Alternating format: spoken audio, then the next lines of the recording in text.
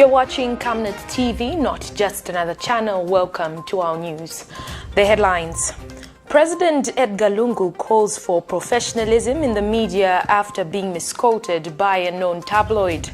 Vote counting underway in the just-ended Lukasha and Mwansabombwe by-elections. Government quickly responds to the outbreak of the red locust in Western Province. And in international news, China's COVID-19 vaccine will be available by November. And in sports news, Under-15 wrap-up preps with 2-2 draw ahead of the Croatia trip Saturday. For the details, join me shortly after this break.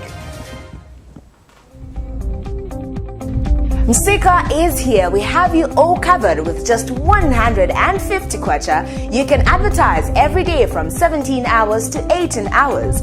For a 30-second ad, get the benefit of selling your products and services on Msika. For more details, call our marketing department on +260 953 995099 +260 962 444 726 or +260 971 177 467. Email us on info@camnettvafrica.com. Terms and conditions apply. Are you a filmmaker? Well, you are exactly what we're looking for. Camnet TV is calling on local filmmakers. For more details, You can visit our headquarters in Ibex Hill, next to Hilltop Hospital. contact us on 0962 444 726. Camnet TV. not just another channel.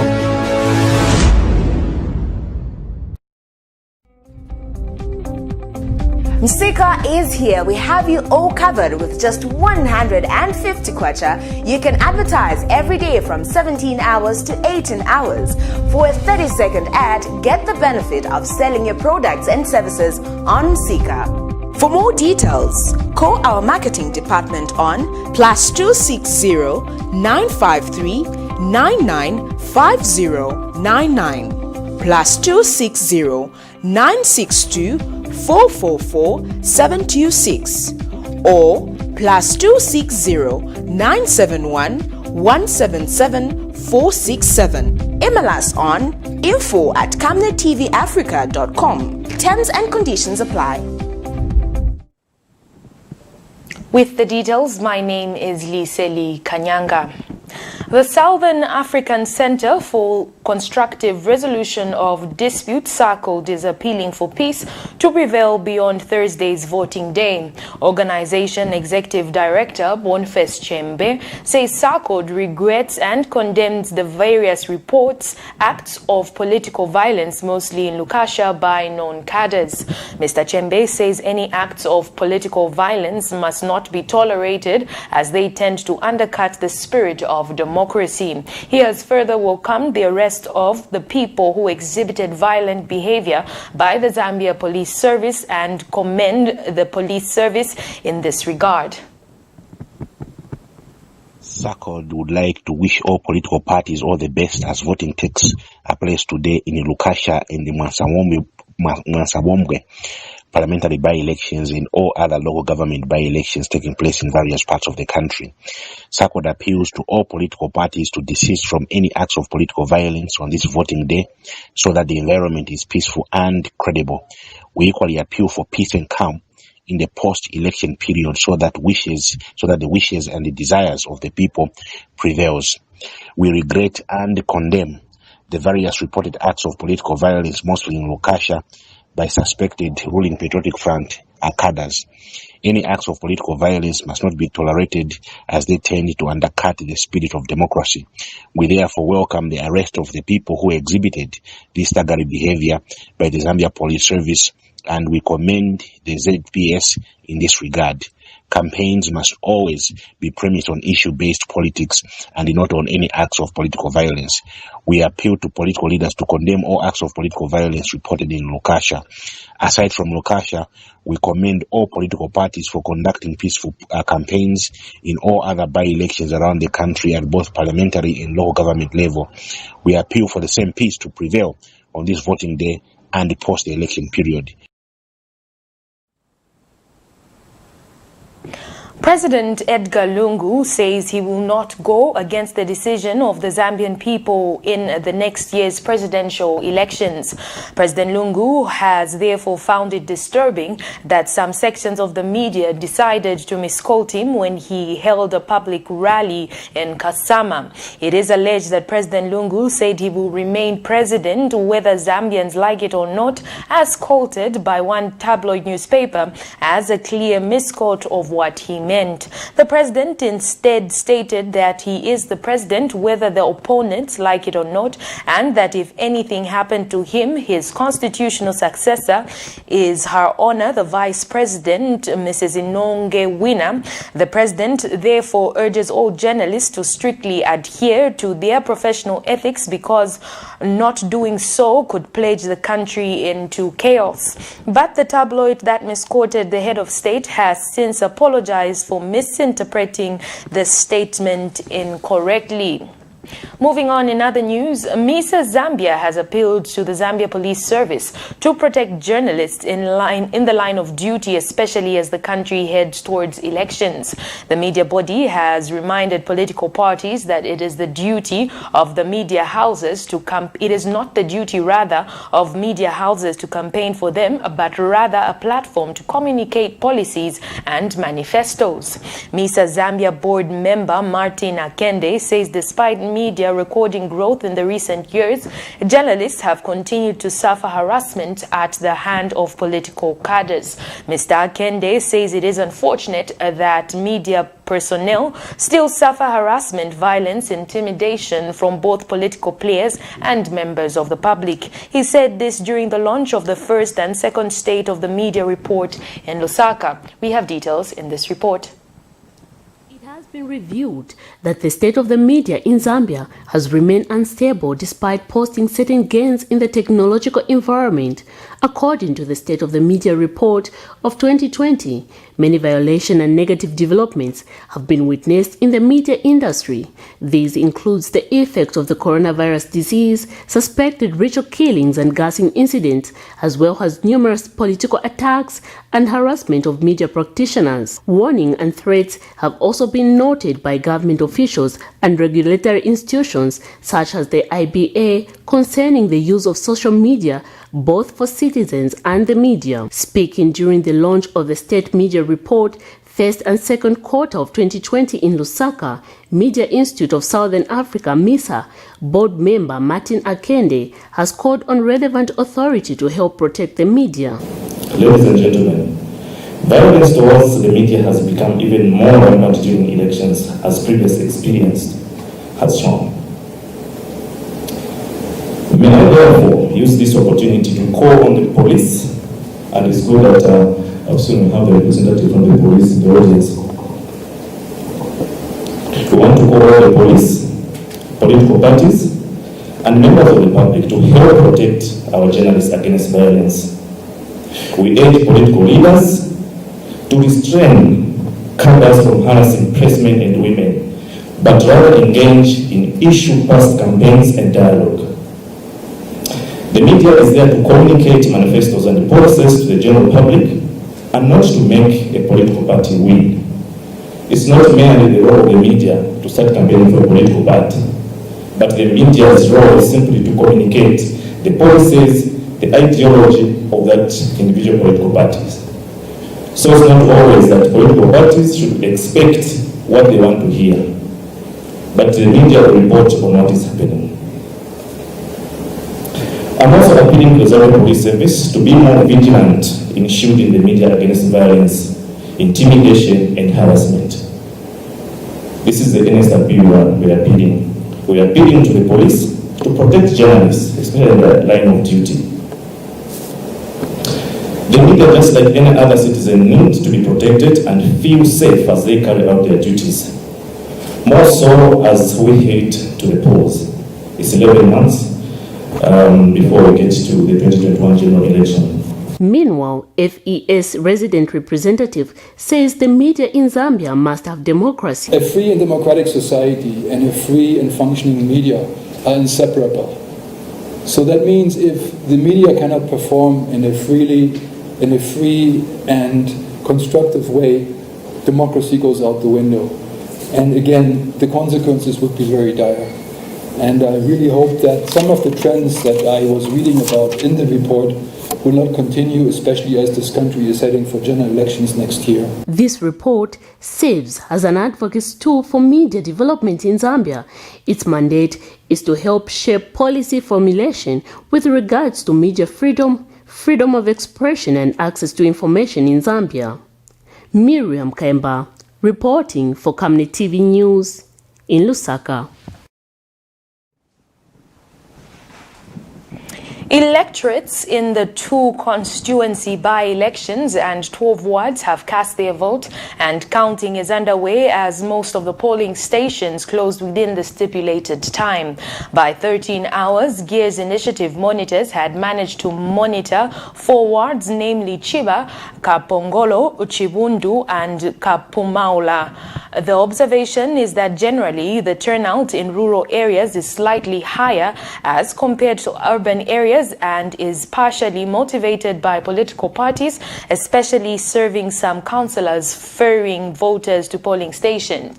Gears Initiative monitors also observes that voters are adhering to COVID-19 measures, though social distancing seems to be a challenge.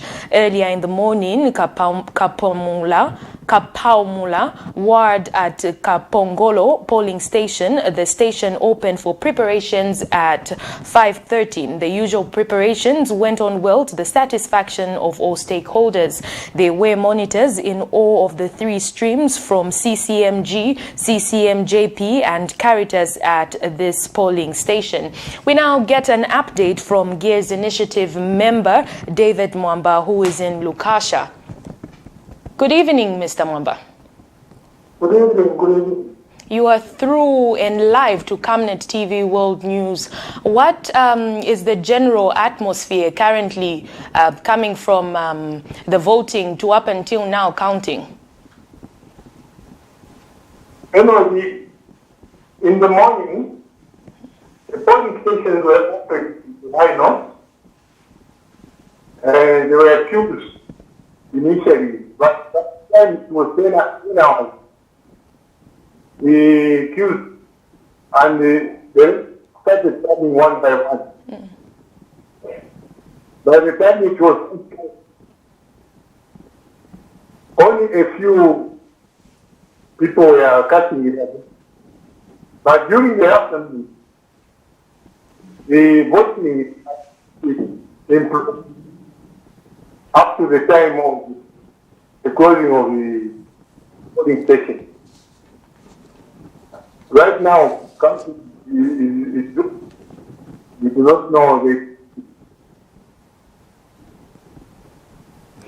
Let's hope it will be out in the time. Okay, the line. Otherwise, there was vote up. It was expected. We will more people vote, but unfortunately, all the people voted comparatively to the registered vote. Mr. Mwamba, kindly repeat your statement. I can hardly hear you, probably due to network challenges. Maybe. Kindly repeat your statement. I can hear you now. Kindly repeat your statement. Starting from voter apathy. The polling station said that why not in the morning? We excuse all the polling station. But up to 10 hours, the queues vanished and the voters started coming only one by one. By the time it was 15 hours, there was no one until the closing of the polling station. Generally, the voter apathy was we expect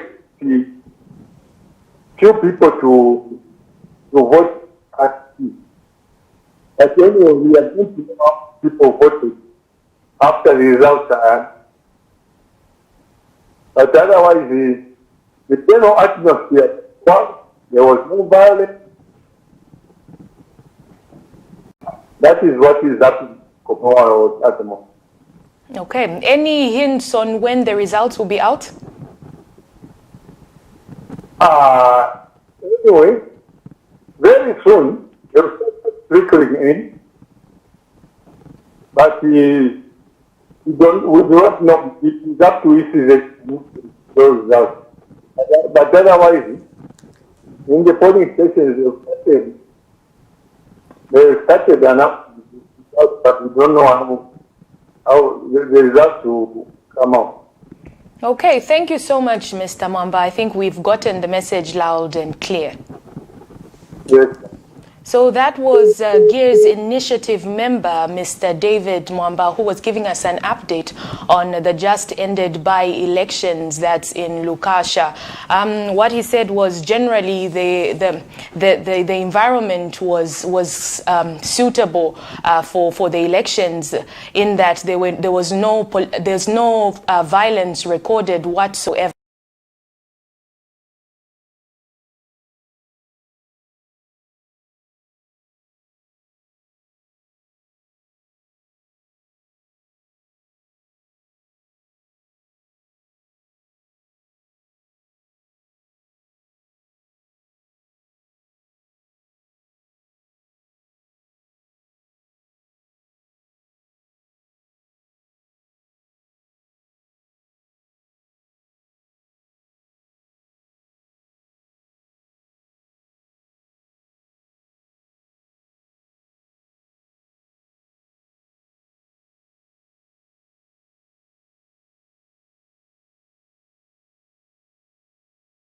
Advise journalists to consider taking up agriculture reporting to help the farmer make informed decisions. And Southern Province Agriculture Coordinator Max Chombe commended SIDCO for engaging the media on issues that deal with food security.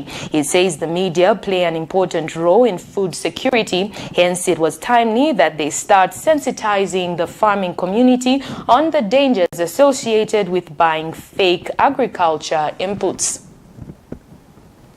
It starts with the right seed. If you want to get anything good in crops, it starts with the right seed. We have talked about fake seed. Yes, it's there. But I think from the time SIDCO introduced containers in various places, especially in Chief Chikanda, the fake seed issue has gone down. It has not been eliminated completely because those are crooks.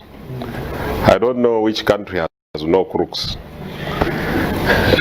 The crooks are always ahead of people, law enforcers. They are always ahead of law enforcers. So these people who produce fake seed, usually, they are crooks. So we need to also to be crooks in a way to catch them. I'd send a thief to catch a what? Yeah, so the issue of fake variety has reduced, and we are happy in the province that when people don't buy fake seed, the production is usually high. And we are normally #1 as a province in maize production, for example. And also, I can also inform you that SIDCO does not just produce maize seed. It has supported us as a ministry or as government in crop diversification. They have tomato, they have soya beans, they have sunflower, they have a variety of vegetables that you can be growing off season. Because I'm sure most of you depend on rain-fed agriculture. The Disaster Management and Mitigation Unit, DMMU, in collaboration with the Ministry of Agriculture, will ensure that all families affected by the red locust infestation are helped.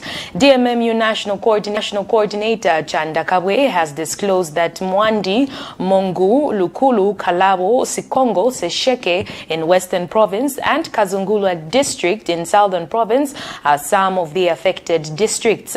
Mr. Kabwe has further disclosed that on Monday they will start the mapping exercise to ascertain the extent of the damage, starting with Mwandi district, which is the most affected. He adds that government is aware of the negative effects of the locusts on food security, hence cooperating with partners to quickly mobilize and procure the requirements for the eradication of the red locust to protect the communities. The requirements include a chopper to assist in the aerial spraying and local pesticides for ground spraying. Reported red locust in Western Province and Southern Province, and government through the Ministry of Agriculture, the Ministry of Defense, DMMU, and the International Red Locust of Ndola will be on the ground on Monday to assess the extent of the damage by the red locust. Until the mapping is done, that's the time government will be able to respond to ensure that the communities are protected from the red locust. A few months ago, we had red locust again within Western Province and Southern Province. That was Kazungula, and we did the aerial spray. Government working with cooperating partners will make resources available for international red locust to ensure that they're able to protect our next farming season from the red locust. So the Ministry of Agriculture has engaged cooperating partners, and cooperating partners have shown willingness to support government through the fight of the red locust. Government understands the effects of the red locust, and this is why the swift action to ensure that we contain them before they spray all over the provinces, because His Excellency the President is emphasizing on agriculture, and agriculture is our mainstay of our economy now. We are diverting our economy from depending on copper to agriculture. So anything that threatens the agriculture sector threatens the food security of the nation and threatens the growth of our economy. We're aware that in the last 2-3 years or so, the agriculture sector has been affected by the climate change. We are coming from the droughts, then we had the floods, we had part of the armyworms, now we have the red locust. So government is doing everything possible to ensure that we protect the communities. On Monday, I expect a team of experts to be in Western Province to check the extent, and so that the recommendations are done to government on what we are going to do. So this is an assurance to all the affected communities. Foreign Affairs Permanent Secretary for International Relations and Cooperation, Chalwe Lombe, has urged diplomats to change the perception that missions in the diaspora are not doing enough to serve Zambians abroad. He has since urged Zambians' missions abroad to step up efforts in the implementation of the diaspora policy to promote efficiency. Ambassador Lombe says the ministry is aware of the challenges regarding delayed processing of national identification documents such as NRCs, birth certificates and passports, and has put in place measures to speed up the exercise. And Zambia's High Commissioner to India, Judith Kabijimpanga, says the mission has an updated register of Zambians living in India and other countries of extra accreditation, which makes it easier to assist the Zambians in distress. This is contained in a statement released by First Secretary Press and Tourism at the Zambian mission in India, Bangwe Navile. We know that we have passport applications that are backlogged maybe a year or two or more. We also know that. The question is to you, Your Excellencies, what are we going to do about it together? And that is the purpose of this engagement.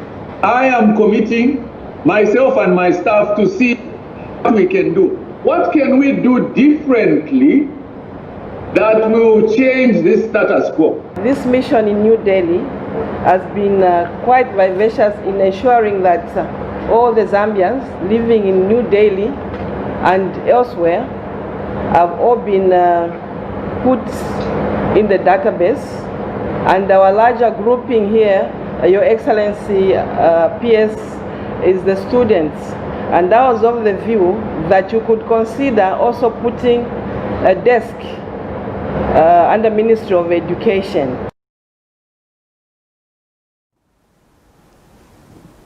We take a break, but still to come in the news, the Lusaka Magistrate Court adjourns Marine Kabanche's case to the 18th of September 2020.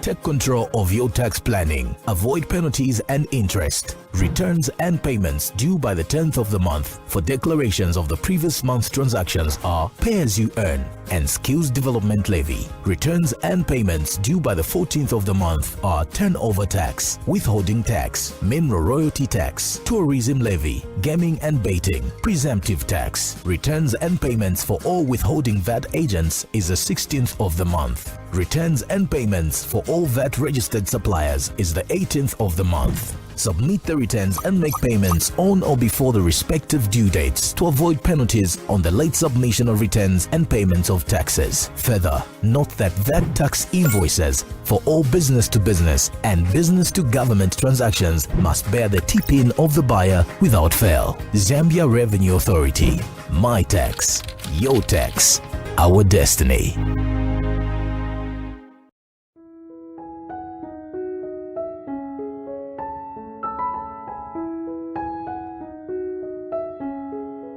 I have used Oracle Pure Glycerin for 2 years now.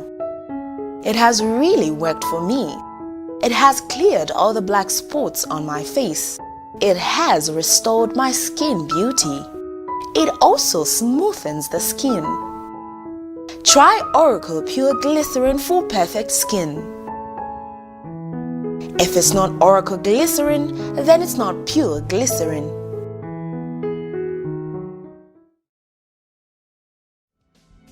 Stay home, stay safe. Times have changed. With the advent of the coronavirus, Lusaka Water Supply and Sanitation Company would like to advise its esteemed customers to avoid visiting crowded places. You don't have to move to pay your water bill. You can do it in the convenience of your home. You can pay your water bills through Zanaco Zapit, Stanbic Bank, Standard Chartered Bank, and FNB. You can also use Airtel, MTN, and Zamtel Kwacha mobile money transfer services. For any inquiries to report a fault, please contact our customer service on +260 211 251 571, +260 975 618 618, and toll-free line 5957, Zamtel only. You can also simply email customer service at lwsc.com. This public announcement is brought to you by the Lusaka Water Supply and Sanitation Company. Water is life. Sanitation is health. Msika is here. We have you all covered with just 150 kwacha. You can advertise every day from 17 hours to 18 hours. For a 30-second ad, get the benefit of selling your products and services on Msika.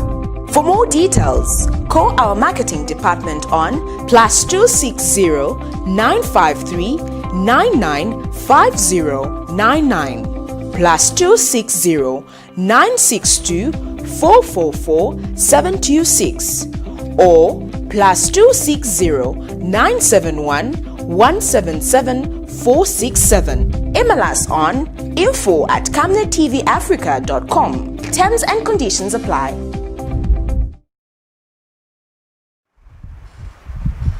Thank you so much for staying with us. We continue with the news.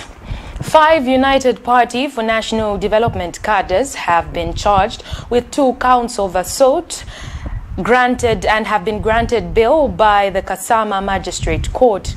This is in a matter in which Ron Chivube is jointly charged with Evaristo Mwenya, Stephen Kunda, Emmanuel Situkuso, and Stephen Sichilongo with 2 counts of assault contrary to the laws of Zambia. It is alleged that the accused in the month of September, whilst acting together, did assault Gilbert Mulenga and Justine Mulenga, causing actual bodily harm. When the matter came up before the Kasama Magistrate Court, counsel representing the accused Cornelius Mwetwa appealed for bail, which was granted after meeting the required conditions. Meanwhile, UPND Deputy Secretary General Patrick Mucheleka and 2 others who are charged with 2 counts of malicious damage and aggravated robbery are still in custody. Of assault, and this matter comes up for trial on the 30th of September 2020. As for the case of Honorable Mucheleka and 3 others. They remain in prison because the case they are charged with is non-bailable. We are yet to wait and see the guidance that the headquarters of the National Prosecutions Authority is going to give, because when they appeared in court yesterday, the state could not proceed with the mention because they had not yet received guidance from their headquarters. So as things stand, Honorable Mchereka and 3 others remain in custody. We also have another set of 3 UPND supporters charged with the offense of threatening violence. We have been advised by the National Prosecutions Authority that that particular matter is coming tomorrow in court for mention. We will be on hand to try and secure their bail and have them out of custody as we wait for the case of Honorable Mchereka to proceed, when we are going to advise as we get the latest information.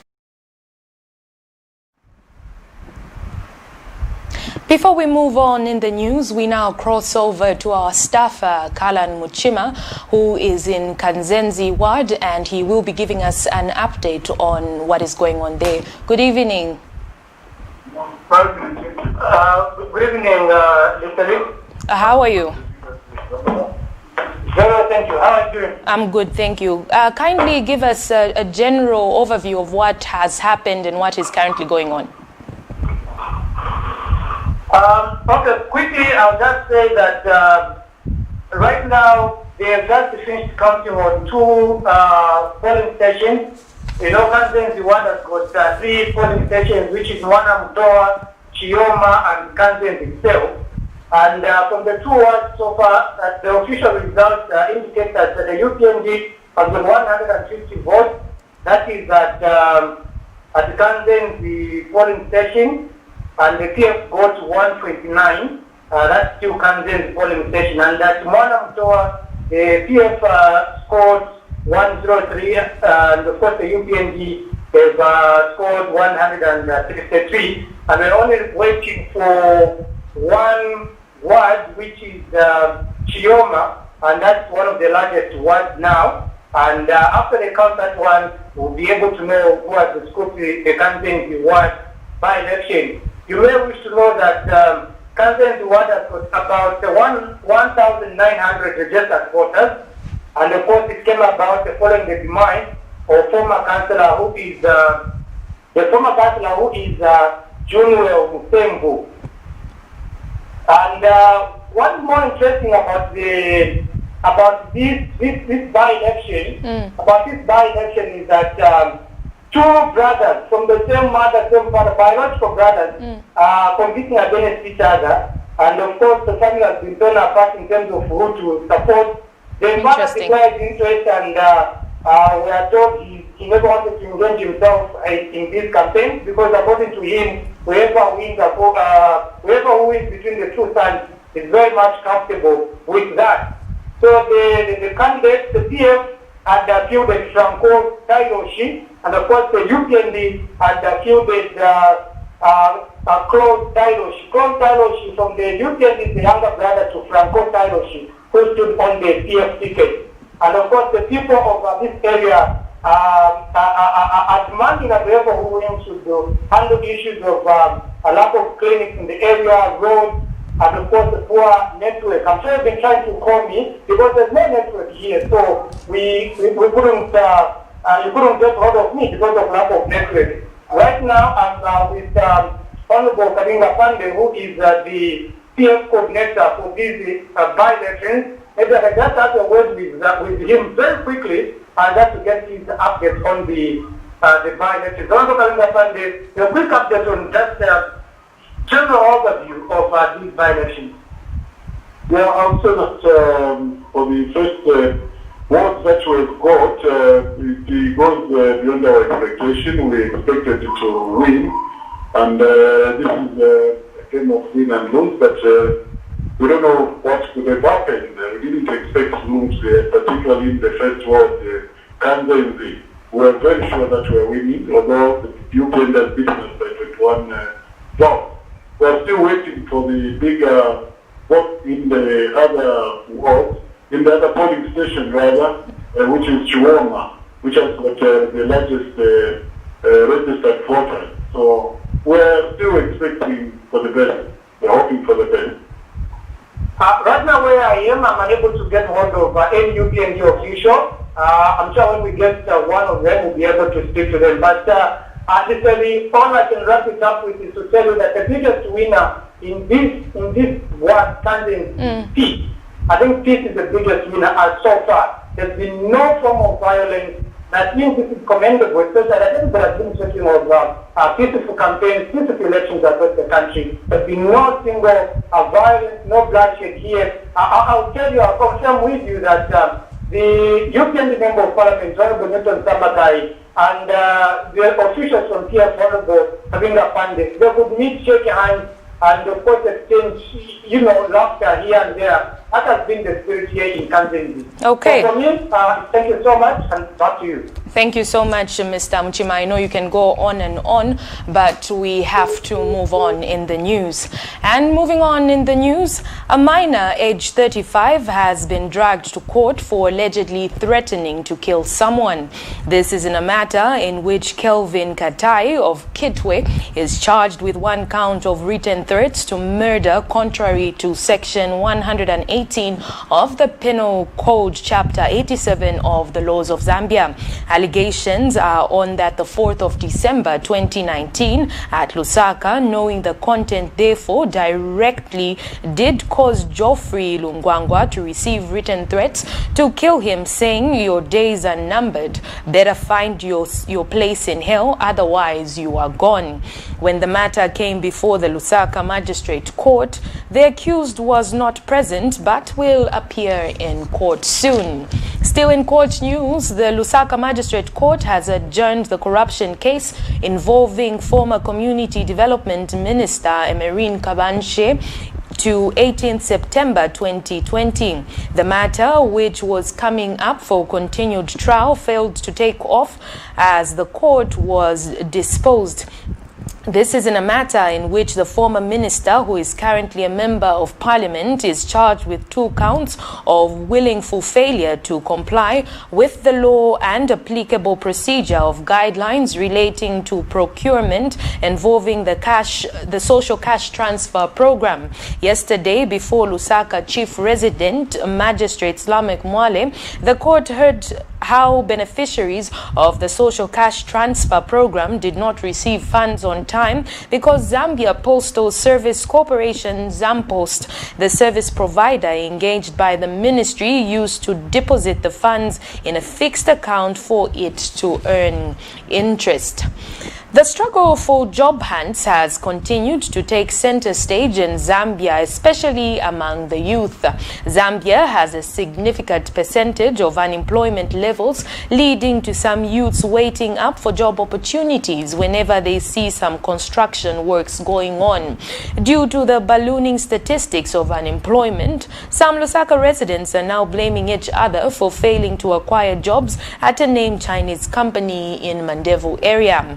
They have accused the company's human resource personnel, who is a Zambian national, of being selective when giving job opportunities. They have disclosed that the management at Sino Hydro, located in Mandevu, told them that they will not employ anyone as there were not enough jobs. They have reiterated that Zambians are bringing the country down because of their mindsets of not helping one another.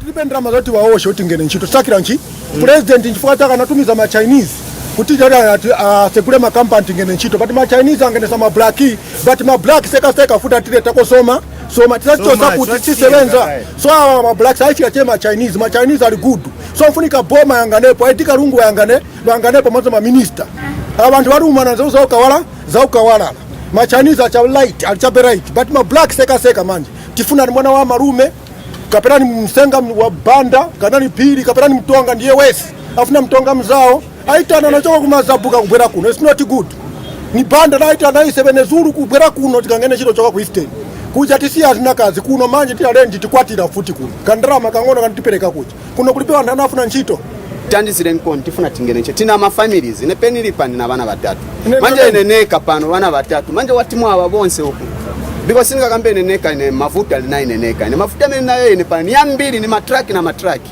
manje aba bonse abantu bali hapa bonse mavuto ali hapa ni angati 6 months tipeze kwa nchito so far nachukera kukafio kupoko kwa nchito kuno nilipe kugona nishitapa meno kwa fipira nikugona nipa polisi nikugona ni muintercity. Ministry of Health Permanent Secretary Kennedy Malama has disclosed that Zambia has in the last 24 hours recorded 41 new cases of COVID-19 out of 785 tests done. Dr. Malama says the country has recorded 160 recoveries and no deaths. This brings the cumulative number of cases to 13,928 and 13,929 recoveries and 326 deaths so far. Meanwhile, government has continued to remind the public on observing health guidelines in order for the pandemic not to surge. Dr. Malama says COVID-19 is still a threat that needs concerted efforts to eliminate. Zambia has been fighting COVID-19 pandemic for 6 months now. In the last 24 hours, we recorded a total of 41 new COVID-19 cases. This is out of the 785 tests we conducted countrywide. This therefore brings our cumulative total as a country to 13,928. When you look at the new cases we recorded in the last 24 hours, these were from healthcare worker screening. We had 2. As we've stated, we've continued prioritizing the frontline personnel, particularly the healthcare workers. So in the last 24 hours, we had 2 tested positive, and these are from Lusaka. We also conducted 20 through hospital screening, prioritizing healthcare facilities. And these 20 came from Livingstone 1, Lusaka 9, Mpika 10, and also we had routine screening, which we did targeting the community, where we recorded 15. And these were from Chipata 1, Kabwe 2, Katete 2, Lusaka 2, Nakonde 6, and Solwezi 2. We also had 4 truck drivers in Nakonde who tested positive. This again is reminding us that as we protect our people, we should not be blind of the risk which continues through cross-border movements and trade. Fellow Zambians, let me mention that with the status we've given, it's gratifying to note that in the last 24 hours, we've not recorded any death as a country. This therefore still leaves the total number of deaths we've recorded at 326, which we've classified as follows: 110 deaths due to COVID, 210 COVID associated or related, while we have 6 deaths which are being reviewed pending classification. So the discharges of 160 includes both categories.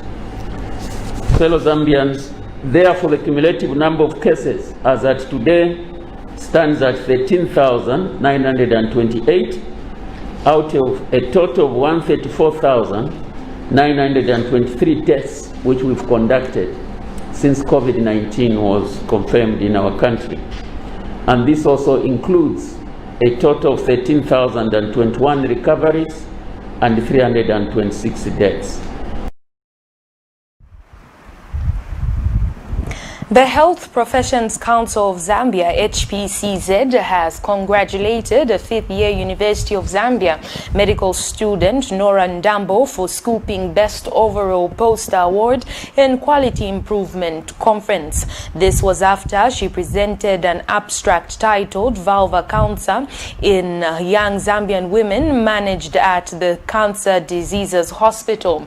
HPCZ Senior Public Relations Officer Terry Musonda says this achievement shows that students can equip themselves for future endeavors while in schools, which he says is encouraging. The conference, which saw Nora Ndambo scoop the award, was held under the theme Enhance Community Engagement in Quality Improvement, Innovation and Excellence in Health Services towards Universal Coverage. The government, through the Ministry of Health, recently hosted the Quality Improvement Conference virtually to showcase quality improvement projects and research taking place across Zambia. As Council of Zambia, being a promoter of excellence in training standards of health training programs in the health space, we take pride in congratulating one Nora Ndambo, the 5th-year student at the University of Zambia School of Medicine. We realize as a council that emerging as the best overall poster in the quality improvement is not a mean achievement, more so that we are talking about being a student even before she could graduate. And it also shows that indeed students can academically equip themselves while they are in training through field research work such as this. So as a council, we are very proud of this achievement, and it also shows that indeed students can be looked to as far as research work is concerned.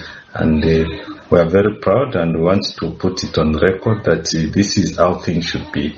And at the same time, we want to appreciate the role the University of Zambia, in particular School of Medicine, is executing in ensuring that it backs and molds the students in the quality of products which is meant to serve the public out there. And we want to challenge also other students to emulate the case of Nora, that they can do it while they are there. It all starts from there. And to that effect, we want to urge them to continue doing the good works, and as we try to save Mother Zambia in the field of medicine.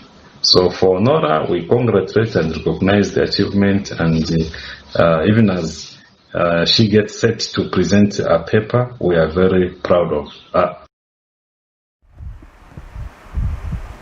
We now take a break, but still to come is international and sports news. Don't go away.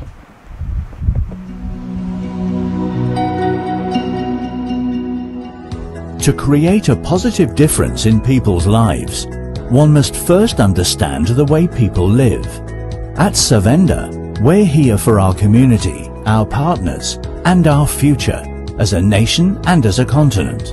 Back in 1997, we decided we were going to create this family journey into a bigger opportunity, and created a business called Savenda, which meant save nations to develop Africa. It's always important to give back to the people. The government cannot do everything, but as business entities, we'll be able to reach a lot of people. From our humble beginnings in the telecoms and mining sectors to our work in energy and development projects, we know how important it is to be true to our roots. Our services have to be diversified so that we don't depend on one income stream. Back in the village, I was growing up hunting and doing everything that a village boy would like to do. When you're hunting, you don't depend on one trap, for example. You have to have many traps. So those survival skills brought into the business created opportunities that we learned from a young age that you can't survive with just one product. Savenda Group involves Savenda Management, which is a consulting, Savenda Express, which is a corporate branding company, Savenda Electric, which is a manufacturer of energy-saving bulbs, Savenda General Insurance, which is a general insurance company, Savenda Fresh Produce, Cyber Africa, which is a center for just dealing with cyber security. Now, Savenda is combining local knowledge with international expertise. It's time to be a part of Zambia's rising success and Africa's exciting future. We are a gateway into Africa, and now we are praying with global companies who are coming to Zambia for opportunities and to look for companies that are homegrown, and we are proud to be one of those.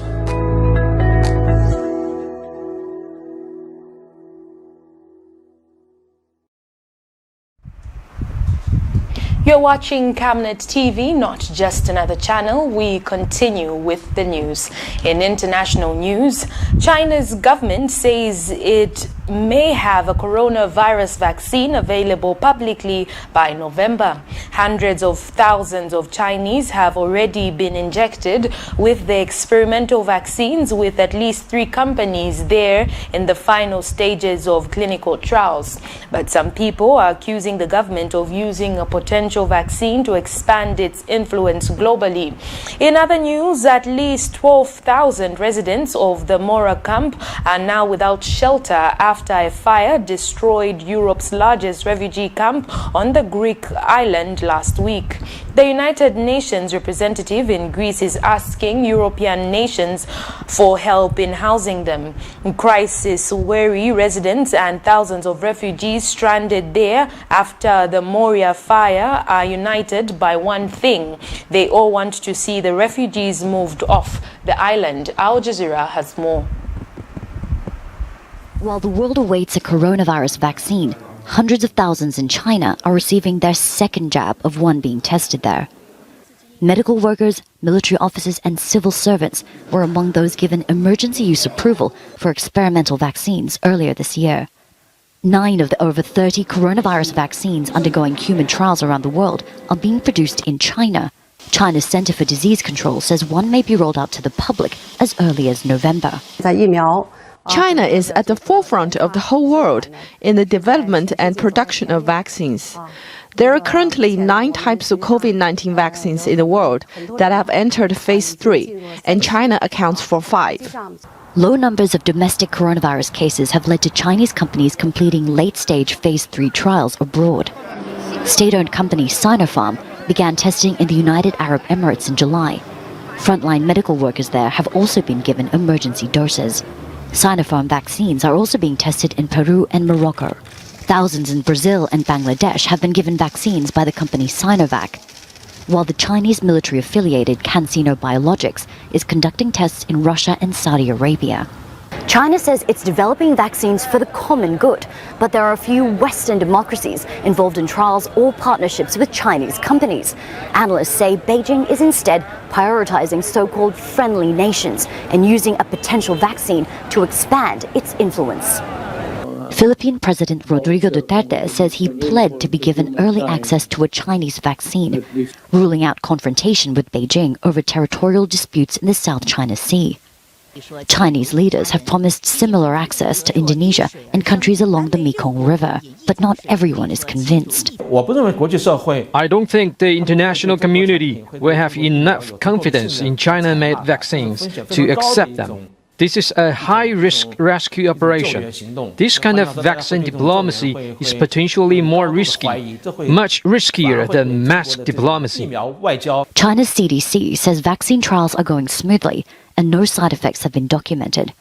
But medical experts in the US and UK have described China's emergency use program as problematic, saying effectiveness cannot be proven before all testing is completed. It's a story of 2 people. Those cleaning up this olive grove, the islanders who've been hosting thousands of refugees and migrants for years now, and those who tried to find shelter here, on this private land, after their camp burned down to the ground last week. My life has changed completely. We cannot work. Look here. Soon we should start harvesting the olives. How can you harvest here? It is not possible. Them and us. We understand them, but they should also understand us. Something that sadly isn't happening. Ever since fire swept through Moria camp here on the Greek island of Lesbos, thousands of refugees and migrants have been forced to mostly fend for themselves. So this gives you an indication of just how many people still remain on the street. You've got men on one side, you've got women on the other, and what they're waiting for at the moment is food handouts by one of the NGOs. There is still very much a lack of coordinated aid effort here. Yeah, this is very bad. This is not toilet, line food very bad, not dishroom, not very bad, yeah. The Greek authorities have made it clear that everyone needs to be moved here, to a new camp. Many are reluctant. They face terrible conditions at Moria and don't want to endure the same again. The head of the UN Refugee Agency in Greece came to visit the new camp. They had criticized the conditions in Moria before. It's not manageable to manage a camp with 5 times its capacity or 11 times the capacity like Vati in Samos as we speak. UNHCR is pushing the authorities to accelerate the process so that people do not stay too long in these places. The local population is getting more and more frustrated. Stratis Kokinelis is from Moria village. He takes us from the village to where you can see the burned camp. We have 2 human dramas here. Unfortunately, it's constantly the drama and living conditions of the migrants that's talked about, and never the locals, who've gone through very hard times since 2015, and they're frustrated. These people should be put in a closed and controlled camp, far away from the local population. Many islanders were hoping that this meant that thousands of refugees would be moved off the island. That is something many of the refugees say they want too. But for now, with the new camp expanding by the day, neither side is getting what they want. Stephanie Decker, Al Jazeera, Lesbos Island, Greece. We now get into sports news.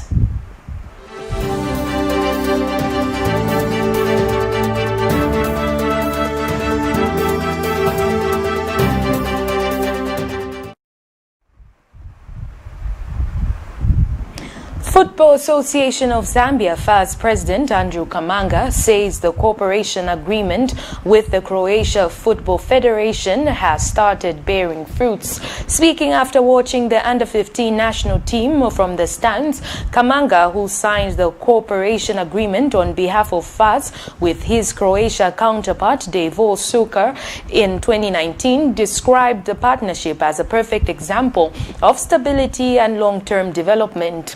And the FAS president hoped such unique opportunities to play in the 8-team tournament will provide inspiration on the young players as they seek to become professional footballers in the years to come. Meanwhile, the Chisimbewe drilled boys wrapped up preparations for the Vlatko Markovic under-15 international tournament with a 2-2 draw against Barcelona Academy at Nkoloma Stadium. The team leaves for Croatia on Saturday. This is according to the FAS Facebook page.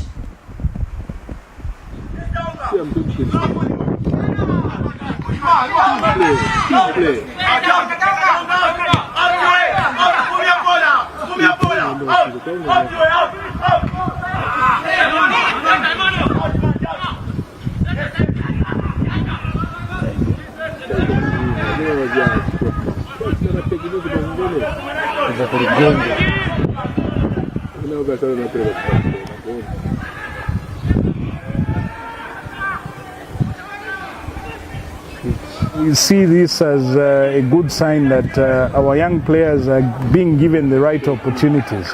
So even this group, we expect that some of them will make it, and they will obviously be motivated by the likes of Patson and Mwepu so that they can also aim high. This is why the partnership is very strategic, and it fits in with our 10-year strategic plan, because we have to build from the bottom going up.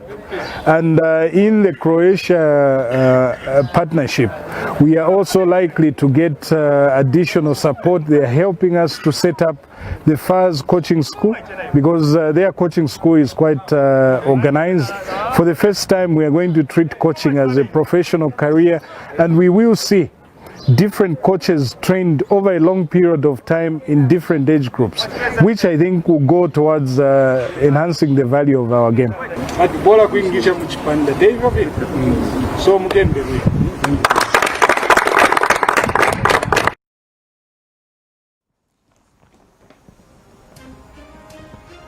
That sports item brings us to the end of the Camnet TV World News. But before we go, a look at the headlines once again. In local news, President Edgar Lungu calls for professionalism in the media after being misquoted by a non-tabloid. Vote counting underway in the just-ended Lukasha and Mwansabombwe by-elections. Government quickly responds to the outbreak of the red locust in Western Province.